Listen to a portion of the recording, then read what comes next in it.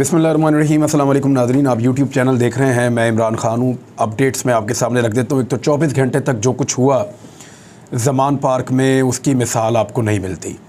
ऐसा कभी नहीं होता कि रियासत एक बड़े शहर के अंदर ये फ़ैसला करे कि उन्होंने अपनी ताकत के ज़रिए से एक टारगेट अचीव करना है और वो टारगेट अचीव ना कर पाएँ। लेकिन कुछ चीज़ें मज़ीद आगे बढ़ रही हैं, वो भी मुझे आपको बतानी है। गिलगित बल्तिस्तान के IG को तब्दील किया गया है, उसके पीछे पूरी कहानी क्या है। एक्चुअली गिलगित बल्तिस्तान के IG को मजबूर किया जा रहा था कि उनकी जो सिक्योरिटी गिलगित बल्तिस्तान से बाहर है उसको वापस बुलवाया जाए। अच्छा, गिलगित बल्तिस्तान के कुछ सिक्योरिटी के एहलकार इमरान खान साहब के साथ तब से हैं जब से उन्होंने वज़ारत उज़्मा छोड़ी है, क्योंकि इमरान खान साहब के पीछे आपको पता है कि बहुत सारी कुव्वतें हैं। उनके ऊपर एक दफ़ा जानलेवा हमला हो चुका है, उन्हें गोलियां लग चुकी हैं। गिलगित बल्तिस्तान के जो कमांडोज़ हैं पुलिस के, वो इमरान खान साहब के साथ मौजूद रहते हैं, और ख़ास तौर पे उस मौके पर जब इमरान खान साहब बाहर निकलते हैं, जब वो किसी रैली में जाना चाहें, किसी जलसे में जाना चाहें, या वो ट्रैवल करें अदालत की तरफ, तो गिलगित बल्तिस्तान की पुलिस उनको सिक्योरिटी देती है। वो अब ट्रेंड पुलिस वाले हैं, उनके पास रियासत का जो है वो ट्रेनिंग याफ्ता एक लाइसेंस है जिसके साथ वो इमरान खान साहब की प्रोटेक्शन दहशतगर्दी से और किसी भी मुमकिना हमले से कर सकते हैं। लेकिन वफाकी हुकूमत लगातार ये कोशिश कर रही है कि इमरान खान साहब को बिल्कुल निहत्ता किया जाए, क्योंकि जितनी ज़्यादा उनकी सिक्योरिटी कंप्रोमाइज़ हो जाएगी उतनी ज़्यादा उनकी मूवमेंट मुश्किल होती चली जाएगी। दूसरी जानिब अदालत के हुक्म पर ऑपरेशन तो रुक गया, लाहौर हाई कोर्ट के हुक्म के ऊपर ऑपरेशन रोका गया है, जबकि जो इस्लामाबाद हाई कोर्ट है उसने मामला दोबारा लोअर कोर्ट को भेज दिया, और वहाँ पे इमरान खान साहब का जो एफिडेविट है या जो वो लिख कर देंगे कि मैं 18 तारीख को पेश हो जाऊँगा, वो मेरे ख्याल में इस मामले को सुलझाव की तरफ ले जाएगा। लेकिन सुलझाव तभी निकलेगा जब फ़ैसले करने वाले ये फ़ैसला करें कि तसादुम की तरफ नहीं जाना, मुल्क को आगे बढ़ने देना है। अभी जब से इमरान खान साहब ने लाहौर का जलसा अनाउंस किया है, उस वक्त से लेकर अब तक एक खलबली मची हुई है PMLN के अंदर, स्पेशली क्योंकि ये इमरान खान साहब का छठा जलसा होगा पिछले 12वें साल के अंदर जो वो करने जा रहे हैं मीनार पाकिस्तान में। मीनार पाकिस्तान के ऊपर PMLN की छेड़ बन गई है कि वो जलसा नहीं कर सकते, और उन्होंने तमाम कोशिशें करके देख ली। अब मीनार पाकिस्तान तो क्या, कोई छोटे मोटे पार्क में भी जलसा वो नहीं कर पा रहे, बल्कि वो ग्राउंडों तक, घरों के अंदर जो हॉल्स हैं उन तक, शादी हॉल्स तक, वहाँ तक महदूद हो गई है इतनी बड़ी जमात, और वो सिर्फ अपनी हरकतों की वजह से। क्योंकि उनके कारकुनों को ये बताया गया था कि हम इनकलाब की तरफ जा रहे हैं, और अचानक पूरे ख़ानदान ने बूट पकड़ के पॉलिश करना शुरू कर दिए। और जब कारकुनों ने मुड़ के देखा कि हम तो इनकलाब में जा रहे थे, ये तो बूट पॉलिश कर रहा है, पूरा फैमिली लग गए इसी काम के ऊपर, तो फिर उनको मायूसी हुई है, और इसलिए PMLN को काफ़ी नुकसान इस बात का पहुंचा। और PMLN की क़यादत ने जिस तरीके का टॉर्चर किया है शहरियों के ऊपर, उससे भी नफ़रत और मुखालफत के जज्बात जन्म ले रहे हैं। बहुत सारे लोग लाहौर की सड़कों पे, गुजरावाला में, ये वो इलाके हैं जहाँ पे इनका गढ़ होता था PMLN का, आपको मिल जाते हैं जो आपको ये कहते हैं कि जी हम पहले PMLN के साथ थे, अब हम नून लीग को वोट नहीं देना चाहते। उसकी वजह यह है कि नून लीग वो जमात नहीं रही, ये जुल्म कर रहे हैं, बर्बरियत कर रहे हैं। इमरान खान ने हमें शऊर दिया है, हम उसके साथ जा रहे हैं। हमने मनादिर देखे लाहौर के अंदर, बहुत अजीबोगरीब नौजवान जो हैं वो बेयर और मददगार सड़कों के ऊपर सो रहे हैं, सिर्फ़ एक शख्स की हिफाजत के लिए 24 घंटे तक वो लड़ते रहे। ख़वातीन लड़ती रहीं, ख़वातीन के ऊपर बदतरीन शेलिंग की गई, ख़वातीन के ऊपर गोलियां रबड़ की चलाई गई, और वो मनादिर कैमरे ने महफूज कर लिए। इमरान खान साहब के घर वाली गली में एक खातून खड़ी हैं, और वहाँ पे जो बहादुर जवान हैं वो उनको रबड़ की गोलियों से मार रहे हैं। ये रबड़ की गोली बिल्कुल आप इसको अंडर एस्टिमेट नहीं कर सकते, और ये कारतूस चलाने वाली जो गन है उसके अंदर से कारतूस डाले जाते हैं, जिनमें लोहे के छर्रे की बजाय उसमें रबड़ के छर्रे डाले जाते हैं। ये गोलियां कश्मीर में कश्मीरियों पे भी चलाई जाती हैं, फ़लस्तीन में फ़लस्तीनियों पे भी चलाई जाती हैं। दुनिया भर में इनकी मज़म्मत की जाती है, क्योंकि ये 3rd डिग्री टॉर्चर से भी आगे का काम है। बड़ी खौफनाक गोली होती है ये गोलियां ख़वातीन को बार बार मारी जा रही थी। तो एक नौजवान है उस्मान जौरा, ये इसका ताल्लुक़ गुजरात से है, ये वहाँ पे बड़े अरसे से मौजूद है, मैंने इसको देखा भी है ज़मान पार्क के बाहर। ये नौजवान भाग कर आता है और ख़ातून के आगे खड़ा होकर ख़ुद गोलियां खाना शुरू हो जाता है, और ये ख़ातून को वहाँ से रेस्क्यू करके लेकर जाता है। अब बात यह है कि मारने वाले भी पाकिस्तानी, जिन्हें गोलियां लग रही हैं वो भी पाकिस्तानी, लेकिन पहले आ जाएँ उस बात के ऊपर कि IG गिलगित बल्तिस्तान को तब्दील करने का नोटिफिकेशन जारी किया गया है। IG गिलगित बल्तिस्तान मोहम्मद सईद को ओहदे से हटा दिया गया है। उनको बार बार ये कहा जा रहा था कि पुलिस को अब वापस बुलाएं, लेकिन उनकी जगह पे अब खैबर पख्तूनख्वा से ग्रेड 20 के पुलिस अफसर डार अली खटक को IG गिलगित बल्तिस्तान मुकर्रर कर दिया गया है और कोशिश की जाएगी कि उनके ज़रिए से पुलिस को वापस बुलवाया जाए। लेकिन जो खालिद खुर्शीद हैं, वो चीफ़ मिनिस्टर हैं गिलगित बल्तिस्तान के, वो इमरान खान साहब के साथ अगर मौजूद रहते हैं तो उनकी सिक्योरिटी फिर इमरान खान साहब के साथ रहेगी और चीफ़ मिनिस्टर के साथ भी रहेगी। ये मुमकिन नहीं है कि वो अपने चीफ़ मिनिस्टर की सिक्योरिटी को कंप्रोमाइज़ कर दें।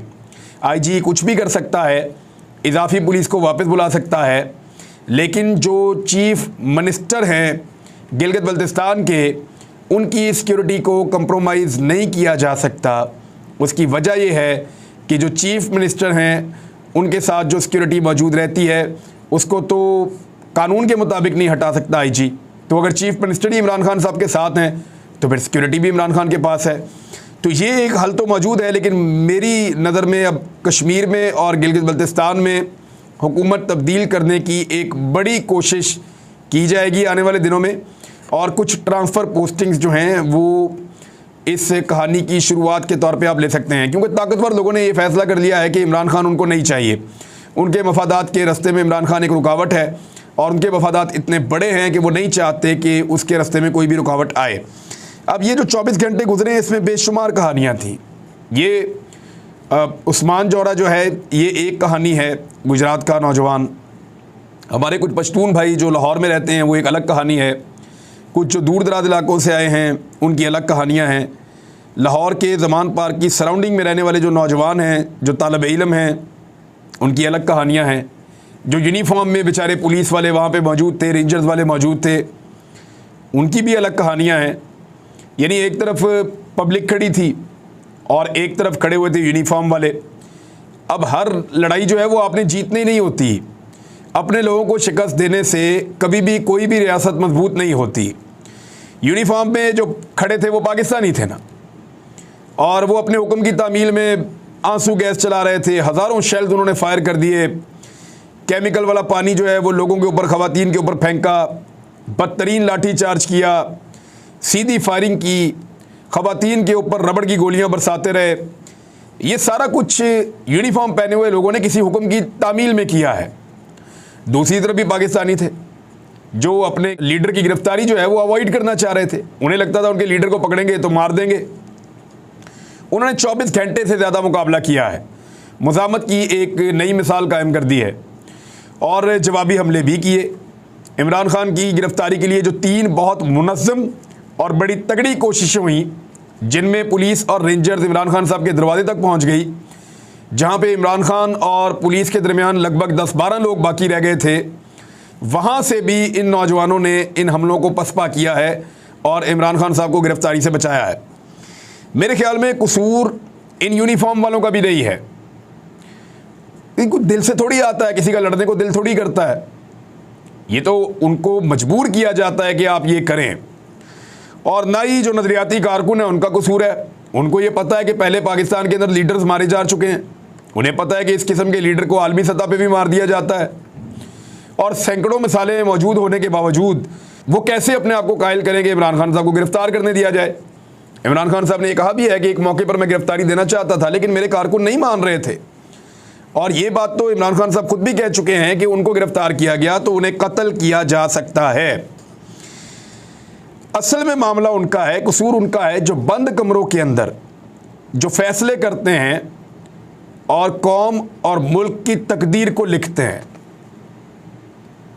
उनके गलत फैसले बाद औक़ात पाकिस्तान की अवाम को और पाकिस्तान के इदारों को आमने सामने लाकर खड़ा कर देते हैं। ये हमने पाकिस्तान में बहुत दफ़ा होते हुए देखा है। हमने ये कराची में होते देखा, सिंध में होते देखा, बलूचिस्तान में होते देखा, खैबर पख्तूनख्वा में होते देखा। बहुत सारे इलाकों में बहुत मरतबा हमने ये होते देखा कि इदारे और अवाम आमने सामने आकर खड़े हो गए। और ये जब भी हुआ किसी न किसी गलत फैसले के नतीजे में हुआ या किसी न किसी जुल्म और ज़्यादती के नतीजे में हुआ। अब बात यह है कि अपनी तरबियत के मुताबिक जो यूनिफॉर्म वाले हैं वो तो बेचारे नौकरी कर रहे हैं और उन्हें कहा जाता है कि आप ये करें और वो कर देते हैं। बहुत कम है जो डट जाते हैं। जैसी कुछ रिपोर्ट हुई हैं मिसालें, जिन लोगों ने काम करने से इनकार कर दिया कि ये काम हमारी नज़र में गलत है और ये एक सियासी एजेंडा है और हम इंतज़ामी काम के लिए हैं, हम इसका हिस्सा नहीं बनना चाहते और अपने लोगों के साथ हम ज़्यादती नहीं करना चाहते। बहुत सारे ऑफिसर्स ने बहुत सारी दफ़ा स्टैंड भी लिया है, जैसा कि साबिक आर्मी चीफ ने जब तहरीक लब्बैक वज़ीराबाद पहुंची तो उस वक्त मुबैना तौर पे उन्होंने स्टैंड लिया था कि अपने लोगों पर गोली नहीं चलाई जा सकती, तो उनके ऊपर हम किसी किस्म का जो है वो टॉर्चर नहीं कर सकते, तो इस मामले को सियासी लिहाज से हल किया जाए। हालांकि ये मामला सियासी लिहाज से हल लाहौर की जेल के अंदर ही हो गया था, लेकिन फिर इसको हवा दी गई। हामिद रज़ा साहब इसके बारे में बहुत अच्छी तरह जानते हैं, कुछ और उलमा जो इन मुज़ाकरात के अंदर थे वो अच्छी तरह जानते हैं कि कुछ चीज़ें तय हो गई थी, लेकिन उसके बाद फिर रियासत ने एक फ़ैसला किया और जानबूझकर हालात को ख़राब किया गया। उस वक्त इमरान खान साहब को पॉलिटिकली डैमेज करना मकसूद था, लेकिन वो भी जो हुआ वो ठीक नहीं हुआ, वो सारा कुछ भी गलत था और आज भी जो हो रहा है वो ठीक नहीं हो रहा। अवाम और सिक्योरिटी फोर्सेस को बार बार सामने लाने वाली ये पॉलिसी क्या दुरुस्त है, एक बहुत बड़ा सवाल है। मेरे ख्याल में अभी भी मामला जो है ना वो गलत असेसमेंट का है, अभी भी मामला जो है ना वो मिसकैलकुलेशन का है और ये बातें पहले भी रिपोर्ट हो चुकी हैं। आज कुछ चीज़ें मैं आपके सामने रख देता हूं और ये फैक्ट्स हैं, इनको आप याद रखिएगा और हर पाकिस्तानी को ये याद रखने चाहिए। उस्मान साहब एक हमारे दोस्त हैं, उन्होंने इसको सोशल मीडिया पे शेयर भी किया है, इसके कुछ हिस्सों को। तो मैं आपको बता देता हूं कि सबसे पहले ये कहा गया कि इमरान खान साहब की पार्टी जो है वो 7% पॉपुलर रह गई है, ये पार्टी जब निकाल दी जाएगी इक़्तिदार से तो कुछ भी नहीं होना। हालांकि मैंने जिन लोगों ने मेरे से मशवरा किया, मैंने उन्हें मना किया था कि ये मत करना, ये चिपक जाएंगे, आपके लिए मुसीबत बन जाएगी। और इमरान खान अगर निकाला गया तो वो ये नहीं कहेगा कि मुझे क्यों निकाला, वो ये सबको बता देगा कि मुझे क्यों निकाला। नवाज शरीफ को वापस इक़्तिदार में आने के लिए बहुत सारे वो रास्ते ढूंढ लेता है। इमरान खान साहब को पब्लिक के अलावा और कोई रास्ता नहीं सूझेगा, तो आप दीवार के साथ लगाएंगे तो मुसीबत बन जाएगी। ये कहा गया कि इमरान खान घर बैठ जाएगा, इसकी सियासत ख़त्म हो जाएगी, लेकिन फिर हमने देखा कि नहीं हो सका, ये मिस कैलकुलेशन हो गई, गलत असेसमेंट हो गई। फिर कहा गया कि इमरान खान की हुकूमत को हम चलाते रहे हैं, लेकिन अब ये जो हुकूमत है इसको कौन चला रहा है, ये क्यों नहीं चल रही है आपसे। अगर आप इमरान खान को उंगली पकड़ के चला रहे थे तो आप शहबाज शरीफ को भी उंगली पकड़ के चला लें। बात ये नहीं है, लीडर में कुछ ना कुछ होता है तो वो काम कर सकता है। आप शहबाज शरीफ को चला के दिखाएं उंगली पकड़ के, पाकिस्तान की मईशत का बेड़ा गर्क हो गया। फिर ये कहा गया कि स्टॉक मार्केट ऊपर चली गई, डॉलर नीचे आ गया नई हुकूमत बनने के बाद। तो आप ये देख लेना कि इस वक्त पाकिस्तान की मईशत तबाही के दहाने पर खड़ी है। महंगाई के 50 साल रिकॉर्ड टूट चुके हैं। पेट्रोल कितना महंगा आपके सामने, डबल हो गया। बिजली की कीमतें 3 गुना हो गई हैं। आपका जो डॉलर का जो कीमत है वो 100 रुपये से ज़्यादा बढ़ गई है। ये सारा कुछ शहबाज शरीफ के दौरे हुकूमत में हुआ ना, तमाम आदाद शुमार तबाह बर्बाद हो गए हैं। तो ना शहबाज शरीफ को चला पाए और ना उनसे हो पाया। तो ये जो एक असेसमेंट की गई कि स्टॉक मार्केट ऊपर जा रही है तो डॉलर नीचे आ रहा है, ये सारी कहानी जो है वो 24 घंटे के लिए सही साबित हुई। फिर मिस कैलकुलेशन, फिर गलत असेसमेंट। फिर ये कहा गया कि 25 मई को इमरान खान जब वापस चले गए इस्लामाबाद से तो कहा गया बुज़दिली के ताने दिए गए, बुज़दिल आदमी ही नहीं कर सकता, बर्गर पार्टी है। अब उन्होंने कुछ और साबित कर दिया है। यानी 25 मई को मैं इमरान खान साहब की उस कंटेनर के अंदर मौजूद था, मैं उनसे चंद सवालात पूछने गया था, मुझे मौका मिला तो उन्होंने मुझे कैटेगोरिकली पहले ही कह दिया था तकरीर से कि मैं यहाँ से वापस चला जाऊँगा। तो मैंने उनसे कहा, मैंने कहा ये लोग यहाँ रहने के लिए आए हैं खान साहब, वो अपने सामान साथ लेकर आए, आप कह रहे वापस चला जाऊँगा, ये बहुत मायूस हो जाएंगे, तो आपने ये फ़ैसला क्यों किया। तो उन्होंने कहा कि मैं लोगों की आंखों में देख रहा हूँ और मैं ये सूरत-ए-हाल का जायज़ा ले रहा हूँ। इस वक्त जो हुकूमत है उनकी कोई और प्लानिंग है और मुझे पता है, मुझे आइडिया है, यहाँ पे खून हो जाएगा, लोग मारे जाएंगे और ये जो लोग मेरे साथ आए हैं ये भी अपने आप को होल्ड नहीं कर पाएंगे। पश्तूनों की गाड़ियों में नॉर्मली आपको पता है वेपन्स भी होते हैं। तो इमरान खान साहब को इस बात का ख़तरा था कि वहाँ पे खून रेजी हो जाएगी और ज़्यादा खून रेजी हो जाएगी। खून बहने से बचाने के लिए उन्होंने लोगों को वापसी का रास्ता दिया और इस पर उनको बुज़दिली के ताने दिए गए। सूबाई असम्बली में लोटे बनाए गए 2 दर्जन के करीब और फिर कहा गया कि पाकिस्तान तहरीक इंसाफ हमेशा के लिए ख़त्म हो गई है। लेकिन फिर हमने देखा कि उन लोटों के साथ क्या हुआ। अब वो जो लोटे बनाए गए थे वो निजी महफिलों में खुद कहते हैं कि हमें मिसगाइड किया गया। किसी की मिसगाइडेंस किसी की गलत असेसमेंट, किसी की मिस कैलकुलेशन हमारे सियासी करियर को भी तबाह कर गई है। अब वो लोग ये कहते हैं जिनको लूटा बनाया गया था। 17 जुलाई को ये बाकायदा अनाउंसमेंट्स की गई PMLN की जानिब से, हुकूमत की जानिब से, और जो ताकतवर हल्के उन्होंने दावे किए कि इमरान खान 2-3 सीटों से ज़्यादा नहीं जीत पाएगा, 2 से 3 सीटें बमुश्किल इमरान खान जीत पाएगा। ये PMLN यहाँ पे क्लीन स्वीप तकरीबन कर देगी और हमजा शहबाज की हुकूमत पंजाब में रहेगी। लेकिन फिर हुआ क्या?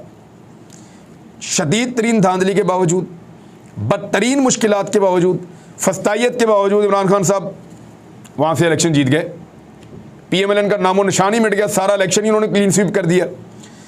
फिर जहाँ पे पाकिस्तान तहरीक इंसाफ की मकबूलियत कम थी, सिर्फ उन सीटों को ज़िमनी इंतखाबात के लिए मुंतखब करके इनकी ऑडियोज़ लीक हो चुकी हैं। मैदान में लाया गया कि आओ जी इधर इलेक्शन लड़ो, वहाँ से भी इमरान खान ने 80-90% की कामयाबी हासिल कर दी। एक सीट इमरान खान साहब हारे, बाकी सारी वो जीत गए, और जो हारे वो भी आप सबको आइडिया है। फिर ये कहा गया कि इमरान खान साहब कभी भी एतमाद का वोट नहीं ले पाएंगे, हमारी पूरी तैयारी है। उधर से राणा सनाउल्लाह को, अता तारड़ को लाके पंजाब असेंबली में बैठा दिया गया। फिर एक मिस कैलकुलेशन और गलत असेसमेंट, यानी फिर जो पाकिस्तान की तकदीर लिखते हैं बंद कमरों में, उनकी मिस कैलकुलेशन, गलत असेसमेंट ये हुई कि एतमाद का वोट भी हासिल कर लिया। फिर कहा गया कभी भी असेंबलियां नहीं तोड़ेगा, और असेंबलियां भी तोड़ दी। फिर मिस कैलकुलेशन, फिर गलत असेसमेंट। अच्छा, बार बार इसी तरह कहते हैं, बार बार चैलेंज करते हैं और कहते हैं कि लोगों को आइडिया नहीं है, यूथ जो है वो इल इन्फॉर्म्ड है, उनके पास इंफॉर्मेशन नहीं है यूथ के पास। तो भई आपके पास इंफॉर्मेशन है, आपने जितनी कैलकुलेशन की, आपने जितनी असेसमेंट की, सारी गलत साबित हो गई। और अब कहा गया कि मुकम्मल तैयारी कर ली गई है, 20 मिनट में ज़मान पार्क में ऑपरेशन हो जाएगा, इमरान खान को कान से पकड़ के ले जाएंगे और गिरफ्तार कर लेंगे, ये कह रहे थे। कहाँ है 20 मिनट? 24 घंटे गुजर गए। 20 मिनट नहीं, 20 घंटे भी नहीं, 24 घंटे गुजर गए, और बड़े बड़े हमले वहाँ पे नौजवानों ने पसपा कर दिए। जिस पार्टी को बर्गर कह रहे थे, उन्होंने देखे क्या करके रख दिया, और इसमें किसी की इज्जत नहीं हुई। ये जो सिक्योरिटी फोर्सेज हैं, ये पाकिस्तान की हैं, पाकिस्तानियों के टैक्स के पैसों से इनको तनख्वाहें मिलती हैं। जब ये नाकाम होते हैं तो पाकिस्तान की नाकामी होती है। दूसरी तरफ आप लड़ाक इनके साथ रहे, इनको तो बंद कमरों के फैसले जिम्मेदार हैं इस सारी सूरत हाल के लिए। कुछ और खबरें हैं नाजरीन, ये वीलॉग थोड़ा लंबा हो जाएगा, इलेक्शन के हवाले से हैं, सिक्योरिटी के हवाले से हैं, इमरान खान साहब के आइंदा के लाएअमल के हवाले से हैं। अगले वीलॉग में बताता हूँ। अब तक के लिए इतनी, अपना ख्याल रखिएगा। अल्लाह हाफ़िज़।